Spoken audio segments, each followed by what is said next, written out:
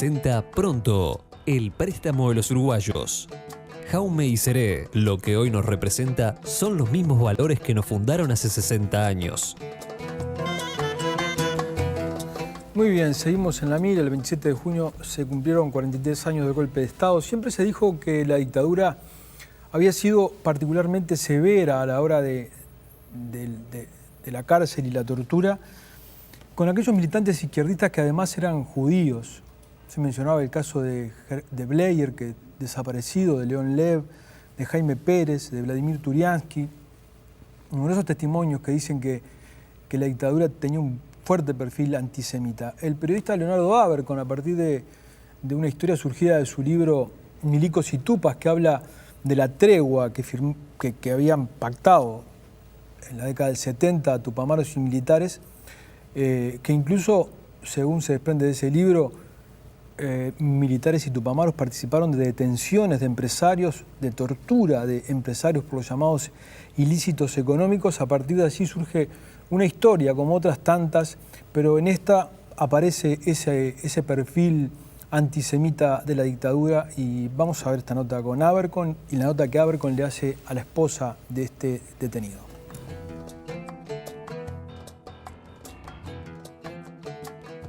Bueno, Leo, muchas gracias por estar. No, gracias a vos, Gabriel. ¿Cómo llegás? ¿Cómo empieza? ¿Cuál es el origen de la historia de Silvia Rosenthal? En mi libro Milicos y Tupas Sí, se cuentan, tengo acá el libro. se cuentan una serie de sucesos que ocurrieron durante la tregua del MLN y el ejército en el año 72. Y ahí una cosa que... Mi libro está centrado en episodios en el cuartel de artillería número 1 en el Cerro, que se conoce como La Paloma.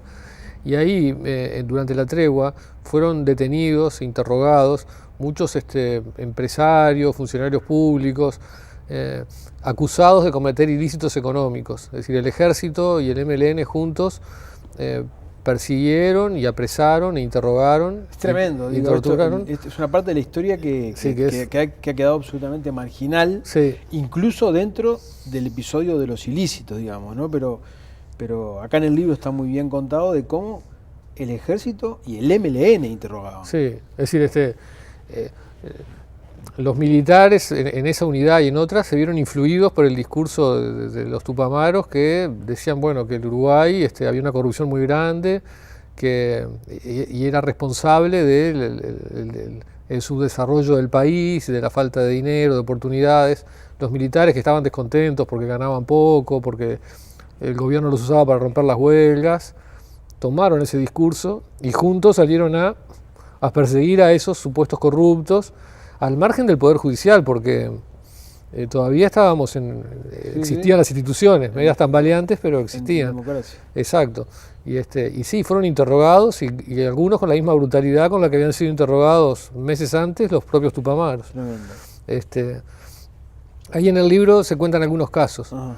Lo que pasó ahora fue que el libro llegó a Buenos Aires, lo leyó Silvia Rosenthal, y Silvia Rosenthal es la viuda de Jaime Beckbright, uno de los industriales que fue Interrogado allí. secuestrado, interrogado, y uno de los que más tiempo estuvo detenido, no estuvo 3 meses detenido, y fue torturado con saña, y me contactó porque le interesaba contar su testimonio. Es decir, sentía que esa historia no la había visto nunca contada en ningún otro libro ni en ningún otro lado, y quería aportar algo, su experiencia. Y ella desde hace años que vive en Buenos Aires, Beckbright se murió, y yo la había buscado a ella, pero no la había encontrado. Había buscado, porque estaban, ahora me enteré, todos viviendo en Argentina desde hace muchos años. Ajá. Y bueno, su testimonio creo que arroja más luz sobre este episodio. Y el testimonio, además de arrojar luz, tiene un giro que es que además de la persecución ideológica, podía advertirse una persecución racial. Sí, porque yo ya cuando hice el libro había notado que de esos empresarios, funcionarios, profesionales, porque había contadores que fueron detenidos, un porcentaje grande, no todos, pero un porcentaje importante eran judíos. Yo había tratado de averiguar si había algo que lo explicara, y las personas que entrevisté, entre ellos uno de los detenidos que era judío, que es judío, que hoy vive en Israel, que es el contador León Buca, su testimonio no era concluyente. Por ejemplo, Buca dice, sí, puede ser, alguna cosa me dijeron, pero no era categórico. En cambio, Silvia fue a visitar a su esposo en un par de oportunidades al cuartel y a la región militar número 1 y se encontró con elementos fuertes que abonan esa tesis, ¿no? De que había algunos oficiales que eran antisemitas y lo manifestaban y que quizás eso tuvo un componente más fuerte en ese episodio. Tremendo. Leo, muchísimas gracias y vamos a ver la nota. Gracias a ti. Primero, estaría bueno que se presentara para el público uruguayo. ¿Qué hace usted en Uruguay en 1972? ¿Qué hago yo en Uruguay en 1972? Bueno, pasando un momento muy difícil de la historia uruguaya, en la cual con un timbrazo y un golpe en la puerta llevaron a mi esposo, desaparecido luego durante 2 meses, donde estuvo cautivo por las fuerzas conjuntas y estaba embarazada de Pablo. Estaba en el 8º mes cuando se llevaron a mi esposo. Y bueno, de ahí en más empecé una historia que nunca me imaginé que podía pasar, ¿no? ¿Por qué se lo llevaron a su esposo? ¿De qué lo acusaban? No, cuando tocaron el timbre y golpearon la puerta me dijeron que lo llevaban y que al día siguiente lo traían. Que le dieron la frazada y nada más. ¿Y usted cuando se enteró que estaba en la región militar número 1, fue a verlo? Empecé a llamar, a contactarme, entidades como, todavía no el rabinato, pero sí entidades judías, a través también de la doctora de la Reta y de Edgar Baer. Pude concertar una entrevista para verlo en el Día del Perdón de octubre de 1972, alegando obvio que era un día muy sagrado para la colectividad judía, el más sagrado, y bueno, me dijeron también que podía verlo, me dieron la dirección de la región militar número 1 que quedaba en la calle Graciada. También fui sola y cuando llegué ahí entré a la calle, al edificio de esta calle Agraciada, un lugar muy, muy lindo, muy antiguo, en la cual me recibió el general Cristi. ¿Qué le dijo Cristi? Bueno, me dijo, yo lo saludé, le pregunté si él estaba al mando del país en ese momento, me dijo que sí, que quería ver a mi esposo dónde estaba, y bueno, me lo trajeron con una capucha negra. Me dieron permiso de estar con él en otra sala muy bonita, también muy antigua, y cuando Jaime pudo verme me dijo, Chiche, no hables, te están grabando, por favor, sácame de aquí lo antes posible, me están torturando. Bueno, yo me quedé, no sabía, no entendía, no podía entender. Estaba viviendo en la Suiza de América Latina, no entendía qué pasaba cuando me dijo que lo estaban torturando. Bueno, y pude estar con él unos 10 minutos, se lo volvieron a llevar y me volví a casa. Y como ya tenía el teléfono de la región militar número 1, del regimiento, perdón, del coronel Aguirre, yo le pedí que estaba por tener un hijo y que quería que Jaime asistiera al parto, a lo cual me dijo sí, no me dio seguridad ni cuándo ni nada, pero intervino también otra vez los abogados, las entidades, el rabinato, y bueno, ahí lo trajeron a Jaime cuando yo empecé con el trabajo de parto el 19 de octubre de 1972. Yo ya estaba en la cama, había pasado una noche con muchos dolores, con un parto difícil, que venía difícil por el problema mío, que no, que estaba, me sentía totalmente desamparada y no sabía qué hacer, francamente. Y lo trajeron a Jaime y lo dejaron durante 4 horas, pero se lo llevaron en el momento del parto. Y vino con él un coronel, que era el mismo que después vino al Bris Milá de mi hijo, que yo le entregué a usted la foto. ¿Recuerda, Leonardo? Sí, que estuvo presente tanto en el parto como en la ceremonia de circuncisión. Así es, así es. ¿Después su marido le pudo contar qué torturas le aplicaron mientras estuvo detenido? Submarino, sobre todo, y en algunos momentos picana, pero fue muy torturado. Le pedían nombres de la gente que dirigía las distintas entidades judías, como Beneverit, Universidad Hebrea, Bitzo, y otras que ellos consideraban que eran los que sacaban las divisas del país y habían contribuido a, a la mala situación económica del Uruguay. Jaime no dio nombres, prefirió callar, a lo cual lo siguieron torturando. Y bueno,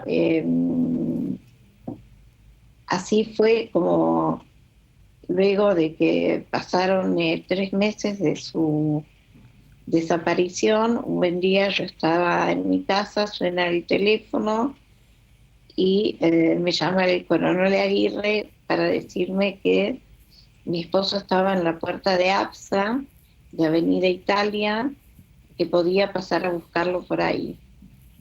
Y bueno, lo pasé a buscar por ahí y fue un momento totalmente duro porque me trajeron un hombre flaco, torturado, desgastado, que había estado preso en una celda y donde me contó, ¿no? Me contó que había una alianza entre tupamaros y milicos y que, bueno, habían encontrado un cheque en dólares en el estudio ACPA de la calle Avenida 18 de Julio y que figuraba el nombre de él y consecuentemente como la moneda dólar no era una moneda legal en Uruguay, por eso habían decidido secuestrarlo y torturarlo para que entregue nombres de la gente que ellos consideraban culpables de lo que era la situación económica del Uruguay. Entre el momento en que se lo llevaron y que lo liberaron y que usted lo recogió en la puerta de la fábrica, ¿alguna vez lo pudo visitar en el cuartel de artillería donde estuvo detenido? Sí, pudimos. Pude visitarlo una vez que vino mi papá de Buenos Aires y fui con Luis y mi hijo, así es. Y me llamó la atención un libro que tenía el coronel Aguirre sobre su escritorio, que se llamaba Mein Kampf, y yo le pregunté, le digo, ¿usted lee ese libro? Me dijo sí. Le digo, pero entonces son antisemitas ustedes, porque Mein Kampf es un libro que escribió Hitler. Me dice, no somos antisemitas, somos antisionistas. Muchos de los detenidos en la tregua fueron judíos. ¿Usted cree que hubo un componente de antisemitismo en esas detenciones? Sin lugar a duda. ¿A usted le dijeron algo al respecto? No, a mí no me dijeron nada. Sabían que yo era argentina, porque me preguntaron, veían que a mi casa venía durante la noche Jorge Valle, los Bolson, otra gente de la colectividad, gente que me acompañó porque esto sola no lo hubiera podido llevar adelante, amigas de la colectividad que bueno, también vinieron luego de que nació Pablo, que Pablo nació mal debido a todos los calmantes que me tuvieron que dar a mí por lo mal que estaba, de cómo iba a dar a luz, que no sabía qué iba a pasar. No debe haber sido fácil hacer un parto con un oficial del ejército al lado, ¿no? No, no, obvio que el momento que se lo llevaron a Jaime para mí fue desesperante. Ahí fue donde más me trastoqué, obvio. Ujú. ¿A su marido sí le decían algo en el cuartel respecto a que era judío? Sí, judío de mierda era una frase habitual. Y cuando hicieron la ceremonia de circuncisión volvió a ir el mismo oficial. Sí, un coronel el que yo le di de la foto. Sí, Creo que era un capitán. de apellido Sosa. Exactamente. Ujú. Su marido luego que salió de que lo liberaron y que usted lo pudo recuperar, ¿cómo quedó de la experiencia? Quedó mal, quedó muy mal. En principio vino el doctor Víctor Canetti, que era nuestro médico clínico, apenas lo recogí yo en APSA, le hizo revisaciones neurológicas, clínicas de todo tipo, y bueno, y algunos medicamentos. Pero Jaime estaba mal. Tal es así como la liberación de Jaime se dio en el mes de noviembre, este, alquilamos un bungalow en Punta del Este y nos fuimos con los chicos ahí. Pero no, Jaime no podía dormir, no tenía pesadillas, neurológicamente no se encontraba bien. Y bueno, nos enteramos de que había una clínica psiquiátrica en Buenos Aires, que era la clínica del doctor Jorge García Badraco, y lo internamos ahí. ¿Estuvo mucho tiempo internado? Sí, tuvo varias internaciones. Durante un mes yo lo veía poco, iba con Pablo en brazos y con Luis, pero era tal el trastorno de la personalidad de Jaime que fue difícil. Llegó a estar un tiempo en chaleco de fuerza, bueno, y poco a poco en las reuniones de grupo que pudo hablar, el apoyo psiquiátrico, el apoyo psicológico, el apoyo del grupo empezó a salir. Y ya no quería, hablaba de no volver nunca más a Uruguay, no quería. Ujú. ¿Por qué No, después de tantos años usted decidió contar su testimonio? porque es más, tenía mucho miedo de hablar, mucho miedo. Me pasaron cosas que no entendía cómo podían pasar en Uruguay. Tuve una vida en la que nunca me pronuncié políticamente en forma independiente. Era una mujer que estaba dedicada a su casa, a su familia. La política era algo que existía para mí, pero no para activar. Y me pasa un hecho de este tipo. No entendía eh, a todo el daño que se había sometido a mi familia. ¿Cree que es importante que se sepa estas historias para que no vuelvan a ocurrir? Sí, que existan nunca más, obvio, sí, totalmente. Muy bien, muchas gracias, Silvia. Bueno, por nada.